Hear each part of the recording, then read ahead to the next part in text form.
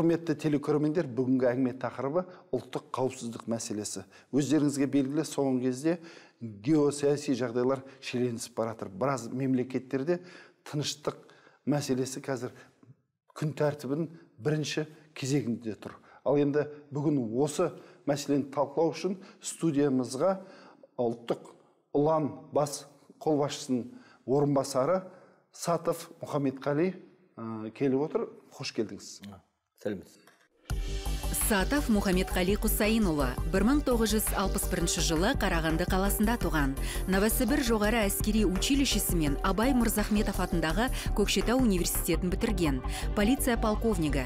Әр жылдары Қазақстан Республикасы Ішкі істер министрлігінің Ішкі әскерлер командашысы бас басқармасының әскери кеңесінің хатшысы, Ішкі әскерлер комитетінің тәрбие және әлеуметтік құқықтық жұмыстар басқармасының басшысы, Ішкі әскерлер бас қолбасшысының орынбасары қызметтерін атқарды. Бүгінде Қазақстан Республикасының ұлттық ұланы бас қолбасшысының тәрбие және әлеуметтік құқықтық жұмыстар жөніндегі орынбасары. Ұлттық қауіпсіздік туралы айтатын болсақ, әрине бірінші кезекте біз қорғаныс министрлігін айтамыз. Ал енді соңғы кезде жақын арада жаңадан құрылған, реформаланған, мысалы ұлттық ұлан қызметін атқарып бастағанын білеміз. Әрине бұрын ішкі әскер негізінде жұмыс істеді, қазір енді реформаланғаннан кейін бірнеше қызметтер бірікті. Ең бірінші әңгіме бастамай тұрып, осы сіздердің бүгін ұлттық ұланның жаңа функциялар қандай, жаңа міндеттер қандай, сол туралы айтып берсеңіз. Бірінші міндетіміз біз осы аса маңызды объекттерді қорғаймыз. Мен сізге айтайын, осы Қазақстан алтын біз күзетке шығамыз, соны қорғаймыз. Сосын Ульбинский комбинат, соны біз күзетте стратегиялық стратегиялық объекттерді біз соны қорғап жүреміз. Сосын банкнотный фабрика, ақша жіберетін жерде бізде. Сосын Семей полигон, ядерлық полигонды біз енді Ақтауда біздің білеміз атомный электростанциямыз, қазір Ақтауда сонда біз күзетке шығамыз, сондай объекттерді біз қорғап жүреміз. Ол бірінші міндетіміз. Дағыда айтайын деп едім, осы қоғамдық тәртіпті қорғап, ішкі істер министрлігімен бізге шығамыз. Күлі Қазақстанда бізде 16 қаламыз бар, облыстық центрде. Күлі облыстық қалаларда біз дағыда Алматы мен Астана Теміртау деген қаламыз. Біздің көрермендер де сұрақ туындайды. Енді осы уақытқа дейін төтенше жағдайларға өзі министрлігі, өзі мекемесі қарады. Енді сіздер ұлттық ұлан төтенше жағдай болған кезде функцияңыз қандай? Мысалы, азаматтар сіздерден осындай жағдай болғандай қандай көмек күтеді? Және бұрынғыдан айырмашылығы қандай болады? Біз бірінші міндетіміз халыққа көмектесу. Біз де бұрында күткен жоқпыз. Осы қиын жағдай болғанда, қиын төтенше жағдай болғанда, біздің ұлттық ұлан әскеріміз бұрынғы ішкі әскер, көмектесетін. Осындай жағдай болған, сіз білесіз, Алматы облысында Қызылағаш деген. Қызылағаш өте қиын жағдай болған. Қиын жағдай болған. Сонда суға батып, қыстың күн соны еткенде бірінші келген, көмекке келген. Біздің ішкі әскер бөліміз. 25-14 әскеріміз Талдықорғаннан шығып, тура бір сағатта жетіп, сол көмек берген, сол біздің халқымызға, сол Қызылағашта, сол біздің сарбаздарымыз. Біздің азаматтарға менде де сондай сұрақ туындайды.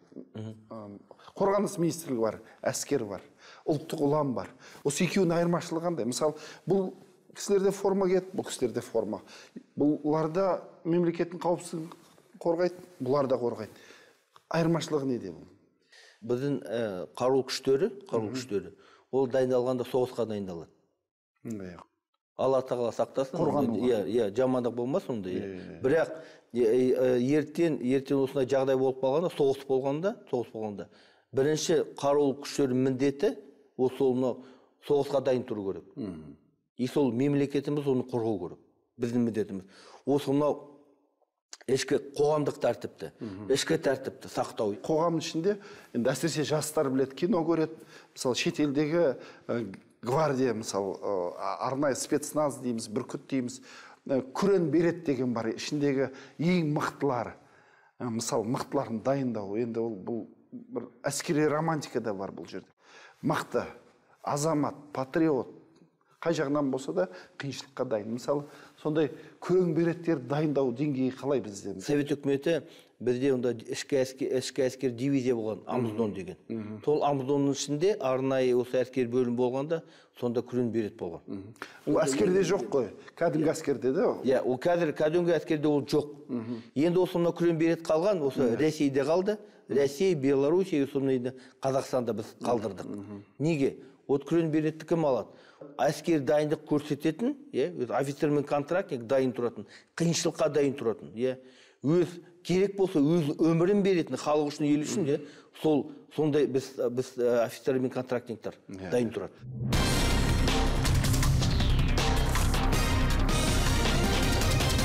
Жалпы бізді мысалы жастар тыңдап тұрды. Күрең беретке қоятын талаптар қандай? Айтыңызшы, мысалы, қандай? Физикалық жағдайынан, мысалы. Ол бірінші дайын болған. Өзі моральдық дайын тұру керек. Вот неге көп қиыншылық өтеді, моральдық дайын тұру керек. Сосын енді мынау әскер дайындығын көрсету керек. Айтамыз ғой бізде. Кез келген қарудан ата білу керек. Қарудан ату білу керек. Сосын инженерлік саперлік істі білу керек. Ол өз жағынан. Сосын дағыда мен айтайын, осы мынау бізде полоса препятствий дейді. Сол полоса препятствий оған дайындау керек, бір жарым күннен кейін, ол еще жекпе-жек шығады. Бір жарым тәулік жүгірет, секірет, атат. Жүгірет, секірет, атат. И еще уже біткенде уже осы мынау дағыда ең қиын емтиханы, оны өткізетін. Сол дағыда жекпе-жек шығады. Жекпе-жек шығады. Өзі емес, біреу 3 адамға шығады. 3 адамға қарсы. 3 адам қарсы шығады, И соны өтсе, осы емтихандар, сондай күрең берет алады. Осы мынау 2014 жылы біз осындай күрең берет емтиханды Шымкентте өткізгенбіз. Оңтүстік Қазақстанда. Сонда бізге келгендер, сондай осы арнайы осы әскер бөлімдерінен өткен офицерлар келген бізде. Қай мемлекеттерден? Россиядан келді, Белоруссиядан келді, Қытайдан келді. Олар осы біздің дайындығымызды көргенде, біз Қазақстанда қалай дайындаймыз, сондай арнайы подразделение біз бүркітті, өздері таңғалды.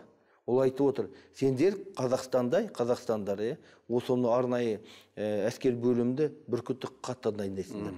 И олар өз әскерін дайындығын көрсетіп, айтып отыр, олар қазір қандай мәселе тапсырмай бермесе, соны күресін орындайды. Бұл жерде мысалы мынандай ой туады, енді әрине дайындау технологиясы бар.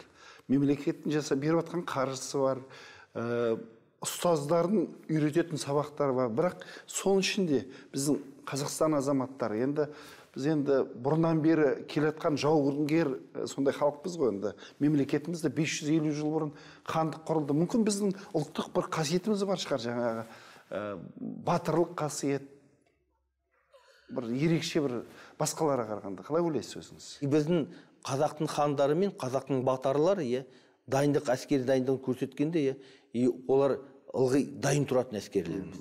Екінші жағдай айтайын дедім, ылғи қай жерде жүрсе де, біздің қазақтың батырлары мен қазақтың хандары ерлік көрсеткен. Емесіге айтайын, осы мынау біз қазақ тарихымызда, осы мынау батыр бар бізде. Батыр Салқам.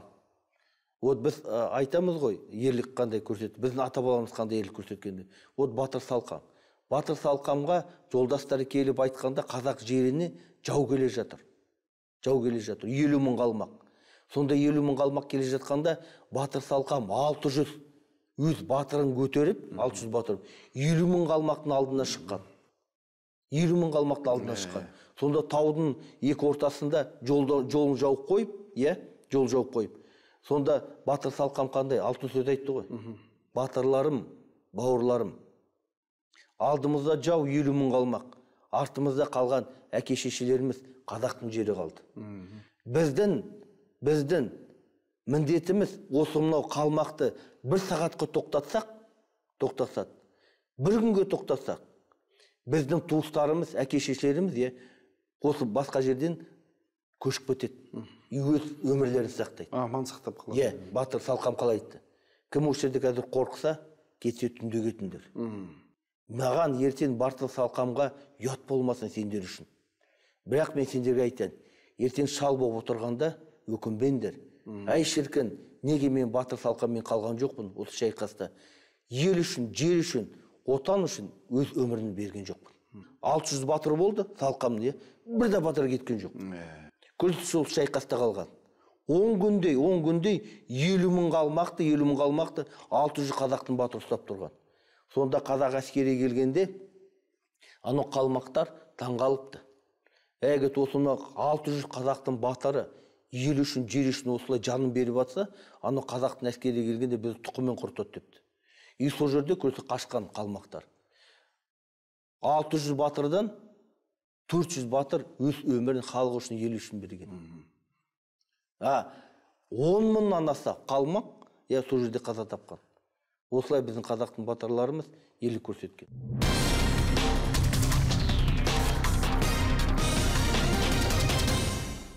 Қазіргі геосаяси жағдайды айтатын болсақ, енді Қазақстан барлығымен қарым-қатынасы жақсы енді.